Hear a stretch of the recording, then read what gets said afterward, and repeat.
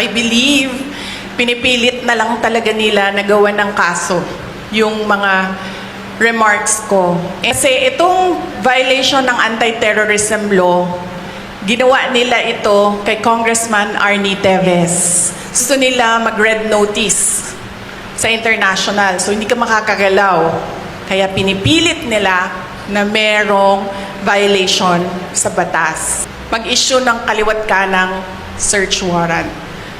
Pinipilit nila to take it out of its logical context. Abogado ako. Alam ko kung anong illegal at illegal. Alam ko kung anong actionable at hindi actionable. Nilalakasan nyo yung security niya? Ibig sabihin ba nun, papatayin na ako? Why for? Will you double the security? Diba? At gusto talaga nila akong tanggalin sa posisyon. And totoo talaga yung mga sinasabi ko na threats sa akin. Gusto kasi mag-Vice President ni Martin Romualdez. At hindi niya alam, ayaw ng mga congressman at ng mga senador na mag-Vice President si Martin Romualdez. At hindi niya alam na ayaw ng taong bayan mag-President si Martin Romualdez. Unfortunately, hindi maintindihan yon ni Martin Romualdez.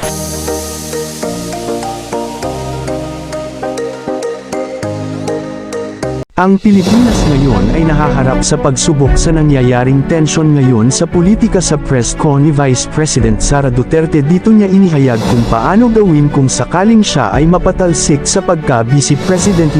Ako nga pala si Magpasikat Vlog, narito ang video.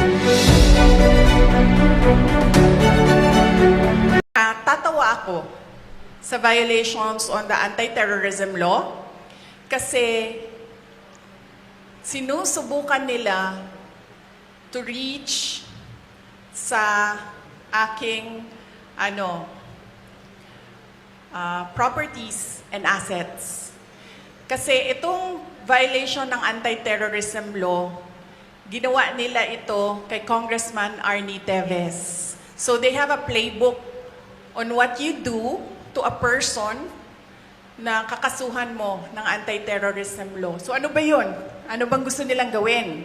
Kaya sila nagfa-file or nagcha-charge ng anti-terrorism law. Gusto nila mag-cancel ng passport. Gusto nila mag-red notice sa international. So hindi ka makakagalaw overseas. Gusto nila mag-amlak. Anti-money laundering violations. So, ibig sabihin nun, i-freeze nila yung pera mo at yung properties mo. Hindi ka makakagastos ng pera at hindi ka makakapasok sa properties mo. At gusto nila mag-issue ng mga search warrants. Anong ginagawa nun? Papasukin nila yung properties mo. And nagtanong ako sa Negros kung anong nangyari doon. Kasi nga, tinitingnan ko yung ginagawa nila and they're doing the Arnie Teves playbook. Ang ginawa nila doon, pumasok sila sa mga bahay, mga properties. Nagsasabi sila, may clearing team kami. Para daw safe mag-search, mauuna yung clearing team, maglalagay ng kung ano-anong baril or kung ano-anong mga posibleng illegal na mga bagay, kasama na droga, ganon. Pagkatapos, papasok ang search team. Pagpasok sa search team, syempre, nandoon na yung mga hinahanap kuno nila. So yan ang sinusunod nila. It's not without precedent ang pag-file nila ng anti-terrorism law. Yung mga sinabi ko ngayon, yun yung gusto nilang gawin. Kaya pinipilit nila na merong violation sa batas. Mag-cancel ng passport, mag-red notice, mag-amlak, mag-issue ng kaliwat kanang search warrant. So ibig sabihin, babalik pa rin tayo dun that this is clearly oppression and harassment for remarks that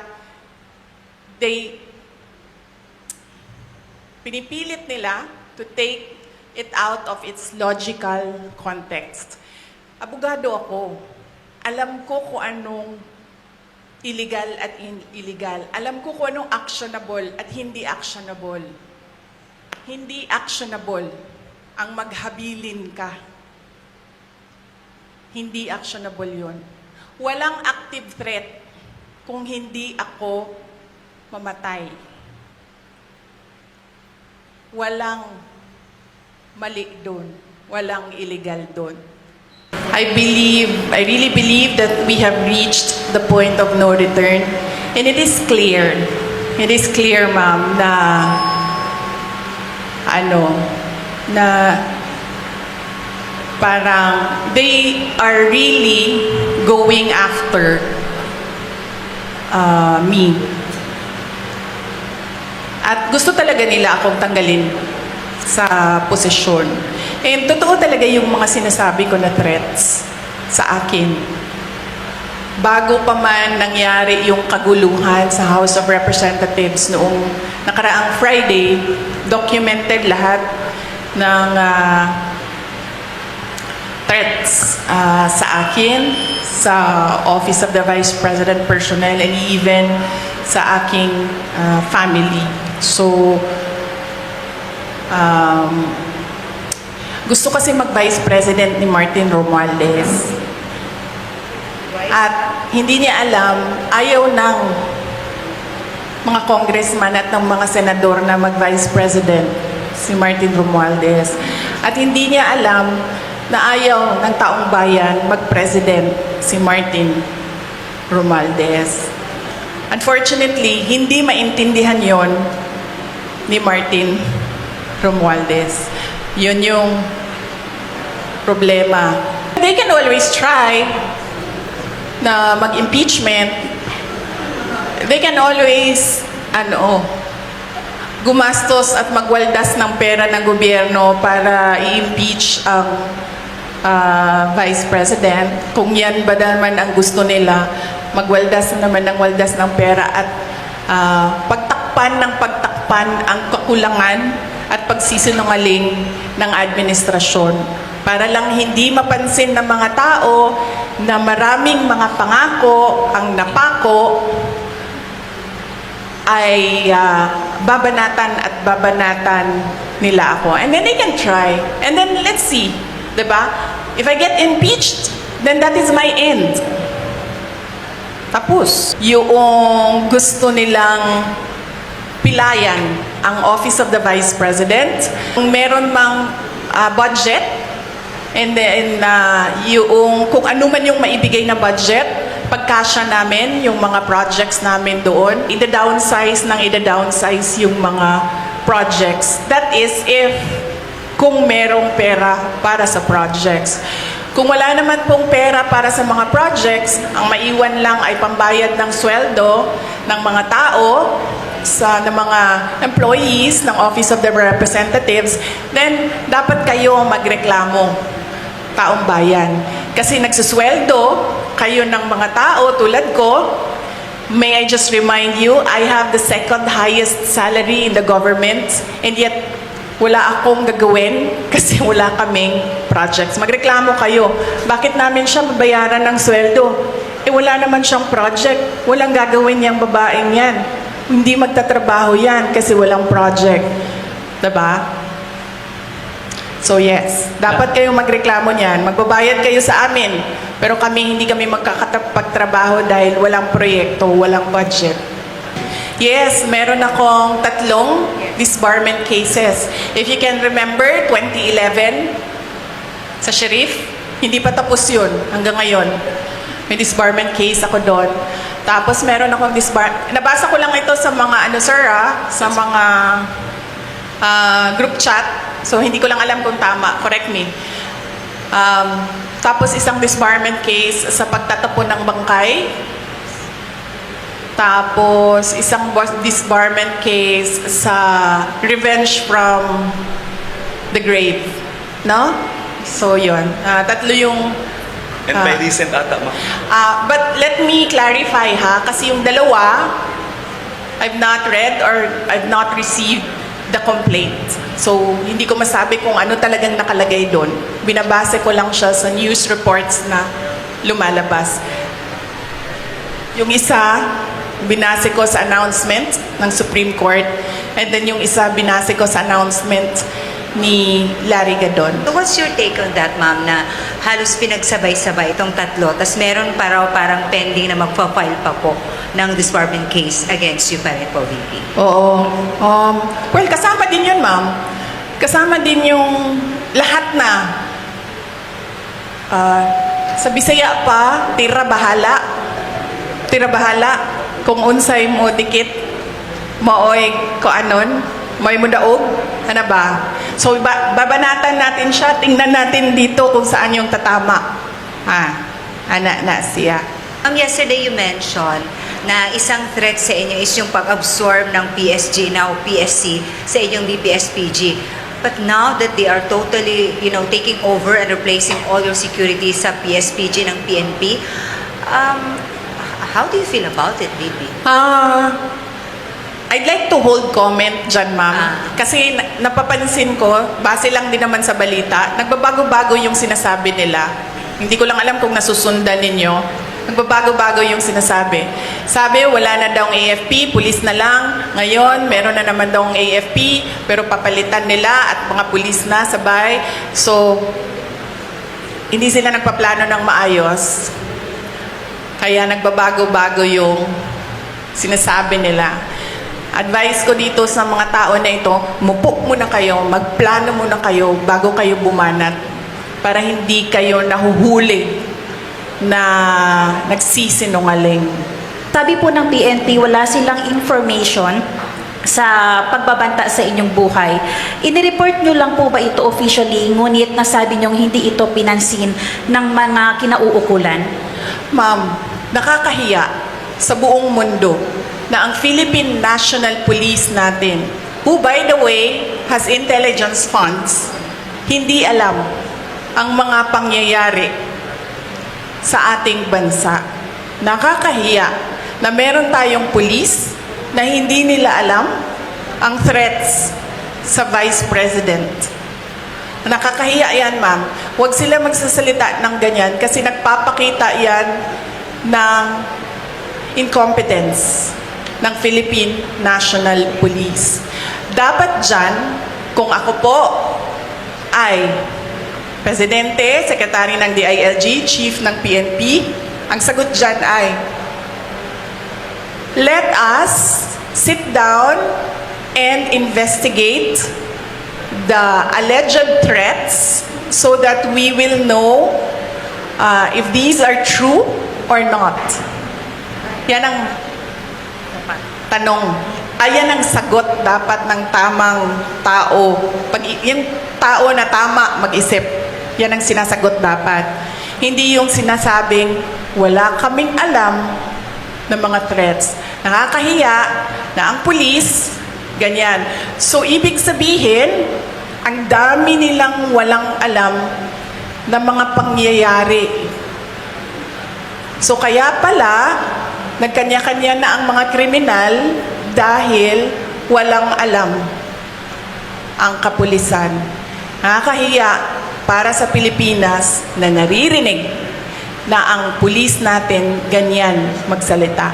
It's happening. May satellite office po kayo na mga nagsera din po, no? So dito ang satellite office nyo hindi nagsiservisyo sa Zamboanga lang pati sa Basilan, Sulu and Tawi-Tawi. How will you anong assurance nyo po na tuloy-tuloy yung serbisyo with what is happening now? Yes, ma'am. Bago po ako sumagot, ma'am, may I just say, I love your color green ngayong hapon na ito. Sara siya, ma'am. Yes, ma'am.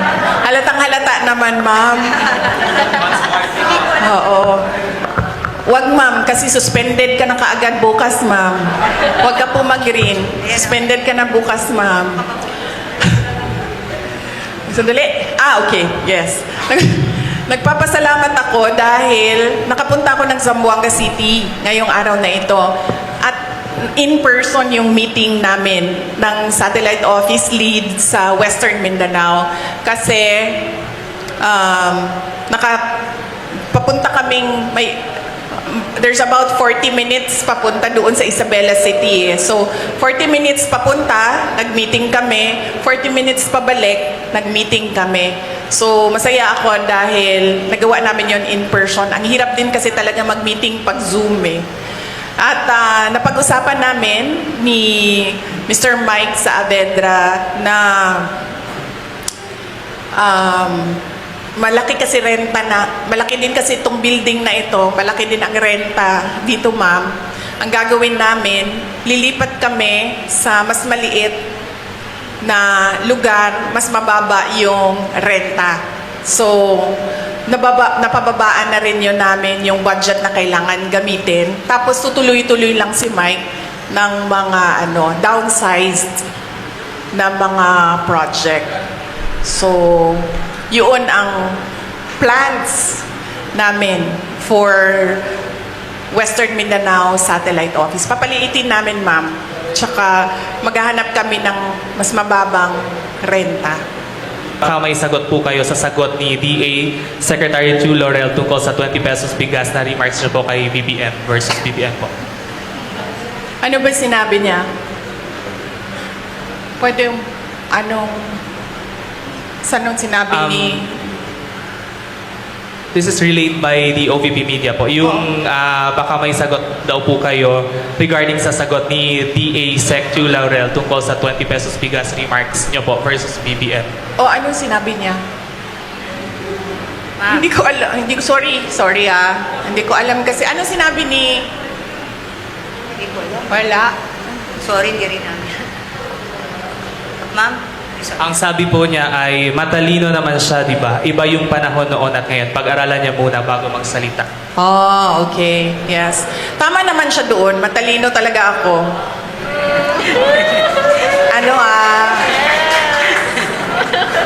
Nahiya naman ako. Hindi naman ako nagyayabang, di ba? Kasi siya naman yung nagsabi na matalino ako. So, thank you, Secretary Laurel, for saying na matalino ako. Finally, meron sa administration na nag-recognize kung gaano katalino si Inday Sara Duterte. But, ang sagot ko doon ay, huwag siya yung sumagot. Hindi naman siya si President Marcos. Diba? Hindi ko naman sinabihan si Secretary Laurel na, huy, nasaan na yung pangako mo na 20 pesos per kilo na rice? So, bakit siya yung sumasagot? Ang pangalan niya ba ngayon ay Bongbong Marcos? Diba? At saka bakit nagtatago yung presidente sa likod ni Secretary Laurel? Secretary Laurel ba yung nagsabi nun? Hindi naman di ba? Diba? Naalala niyo ba yon?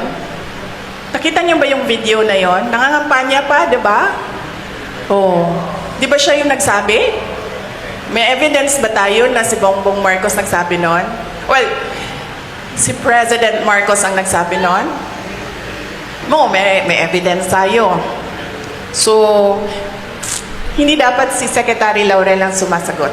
Hindi. And thank you for recognizing my intelligence. Alright. Ibang mga local na mga candidates na mga kaibigan, wala ako pang nabigay na commitment, but sa tingin ko naman, parang wala din sigurong magkaka-interest na hanapin ako or i-request ako dahil lahat ngayon natatakot. Ang term na ginamit ng isang politiko, benga. Tagalog term niya, no? Grabe, bumenga. I know it's an LGBT term. No? It's an LGBT term. Grabe, bumenga yung administrasyon. So, walang gusto na makita or malaman na kaibigan ko sila or kakampis ko sila or supporters nila ako. So, that would make it easier for me since makakapagpahinga ako sa kampanya, makakapagpahinga ako sa kampanya, makakatutok din ako sa trabaho namin sa Office of the Vice President. And then of course, makakatutok ako sa committee hearings, kung meron pang committee hearings na darating sa susunod na taon sa campaign period. Itong threat ay nangyari sa inyo. Seryoso ba ito o kwan lang? Mga political... Serious ito, sir. Nakita mo si Marcos Sr.? Nakita mo kung paano nila, anong ginawa? I'm sure nakita mo yun, sir. Kasi kaming edad namin, di namin nakita. Nakita mo, sir? Naabutan mo? Yes, sir. Oo. So, very serious ito. This is not a, parang laro-laro lang para sa kanila. Seryoso sila sa gusto nilang gawin. At alam natin ang capacity ng isang Marcos. Okay, madam, tinulungan ko ang tatay mo nung panahon niya tumakbo, and then ikaw naman, ang anak naman. Tinulungan niya ako. Ay, tinulungan ko siya noong 2016. Tapos, tutulungan ba niya ako sa 2028? Hindi ko alam. Dahil noong 2022, noong 2022, wala siyang active help na ginawa. Sinabi lang niya na kaya niya yan, na yun din ang sinasabi niya hanggang ngayon, kaya niya yan. So heartwarming, no? Pag ang magulang mo, ganyan lang yung sinasabi, kaya mo yan. Wala man lang parang, uy, kawawa ka naman. Uy, parang anong matutulong ko? Uy, kailangan mo ba ng doktor, abogado? Sige po. Heartwarming kung ganyan yung concern ng magulang mo. Yes, another question from my end, ma'am. Yes, ma'am. What's your reaction to the MNLF's offer to provide security for you if in case your current security will be pulled out? Yes, nagpapasalamat ako, ma'am, sa Moro National Liberation Front, MNLF, sa kanilang offer na tulungan ako sa security. But right now, meron na akong mga kaibigan na gumagawa ng paraan kung paano gawin ang aking security in case na magkakaproblema talaga kami with the Armed Forces of the Philippines, particularly the unit ng Presidential Security Command. No matter what, hindi nyo tatanggapin ang PSPG ng PNP that will take over for PPSPG po. Yes, ma'am. Ang Presidential Security Group o PSG na ngayon ay pangalan niya PSC, Presidential Security Command. Ang batas na gumawa nun, may mandato siya. Ang mandate niya is the protection of the President and his family, protection of the Vice President and his family. At meron pang iba. So, ang PSC kasi is a command under the Armed Forces of the Philippines. Walang mga pulis doon. AFP yan sa lahat. Ang mandate ng PSC, President and Vice President. Bakit? Bakit yan ang mandate nila? Kasi our Constitution provides for the line of succession. The Vice President is the first in line. So, ibig sabihin, the state is required, is mandated by the Constitution and by laws to protect the Vice President. Kasi pag nawala ang presidente, siya yung susunod. Kaya pinoprotektahan din siya. Kasi siya yung reserve. Kasi pag hindi mo pinoprotektahan ng reserve mo, wala ka ng reserve. Ang gagawin yan, pipili sila doon sa mga members ng Congress. O, babalik na naman tayo kay Martin doon. So, baka nga ganun yung gusto nilang gawin, no? Hindi na sila masusunod sa Constitution para na That is something I have to think about again as well. So yun. Yan. The PSG, now PSC, is a unit of the Armed Forces of the Philippines. Its mandate, President and family, Vice President and family. Why? Because there is a line of succession. You need to protect your reserve. Wala doon sa usapan ang Philippine National Police. Based on the DBM COA Joint Circular, OVP and DepEd violated our rule on confidential funds when you allowed security officers to handle them instead of special dispersing officers. What's your reaction? Sorry ha, ulitin mo yung tanong. Based on DBM COA Joint Circular, OVP and DepEd violated our rule on confidential funds when you allowed security officers to handle them instead of special dispersing officers. What's your reaction po? Sino nagsabi? Based ma'am sa DBM COA Joint Circular. Kaya nga, sino nagsabi nung nabase doon ay may violation? This is question from Sir JC from OVP Media po. I'll ask po. Oo, but someone has to have said kung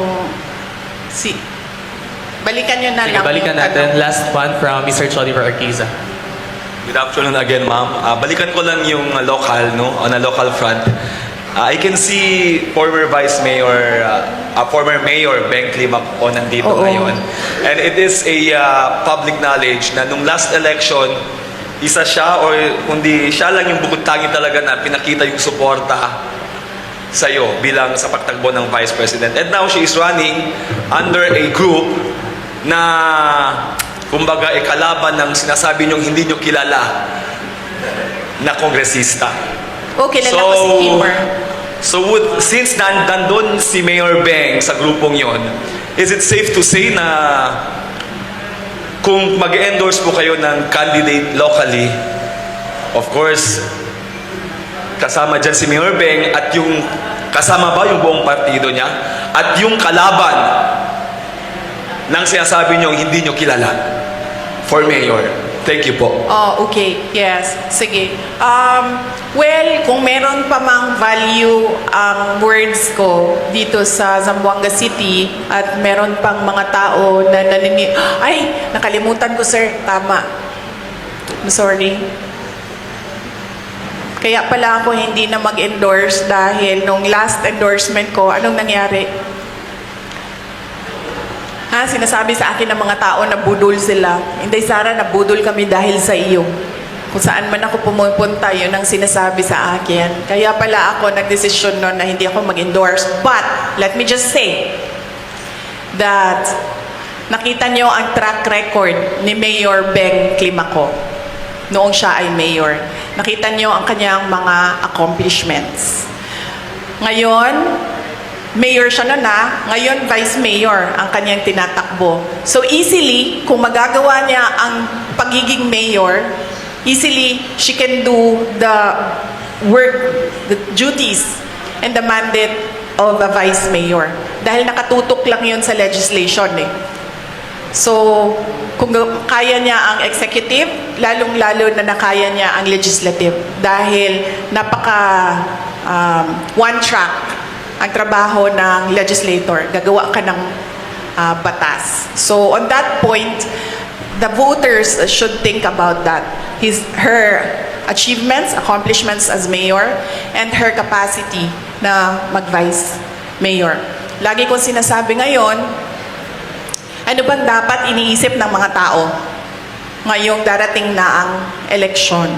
Unang-una, pangako. Huwag na kayong maniwala sa pangako Pag sinabi ng tao, ito ang pangako ko, i-check nyo muna. Yung mga pangako ba niya noon, tinupad niya ba? Check nyo. Ano ba yung mga pangako niya noon? Natupad ba yon? So dapat ba naming paniwalaan yung pangako niya ngayong eleksyon na ito? Pangalawa, huwag magpadala sa vote buying. Ang vote buying ngayon, legal na, hindi na illegal. AKAP, AIX, MAIP, tupad, at kung ano-ano pang tinatawag na ayuda.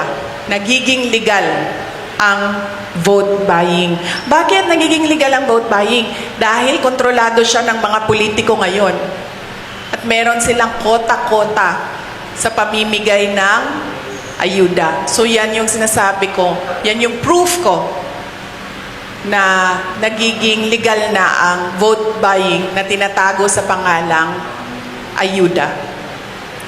At pangatlo, hindi dahil gikan yan sa pamilya ng mga politiko tulad ko, hindi dahil galing yan sa may tatay yan na mayor, may kapatid yan na governor, may anak yan na congressman, hindi dahil galing yan sa political dynasty ay ibig sabihin magaling ng kalibre niyan. Huwag ninyong iboto ang isang tao dahil lang sa nakaapelido niya ang gusto nyong kandidato. So yan ang paalala ko ngayong darating na eleksyon.